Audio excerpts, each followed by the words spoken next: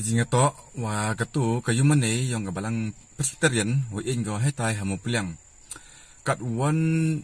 snyau si nemen sin yang I kam gi Kristen yoluti ya katu kayu mane wa in ubu I kejing kerpat na wara kipat Kristen na kibalang go per wa ubu ya kejing duwai upan in na kaborong blai yo biang gabalang presbyterian yo chuna Dewi Tawan iwa hek bani tu rim itu kilok kinung kamen kiwa kiwa kamen le kikintin mut ko perma wa ben wa kentau kenok gi nei liang ki padar ki pastor tengah kerpat jorai pi lada bi kawan kan niam wa ong ai pi ton ya bo I ya kajing duwai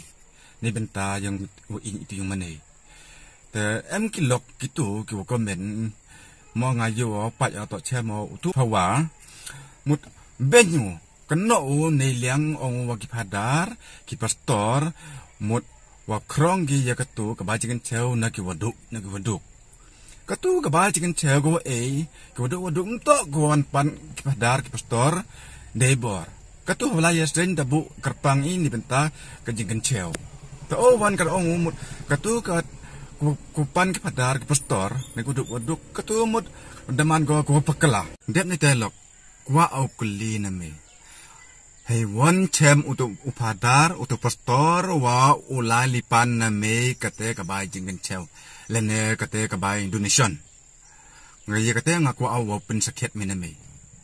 I kam nagaliang, I ki Kristan, I sin walay iya yung mane, ila nga ita bui, nga ita dami.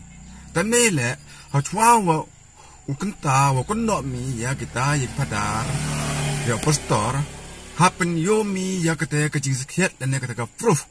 Wa om kan ni to bat lalipan upadar nanga lalipan upastor nanga ukti nade am kai te me yemi wa upen sakiat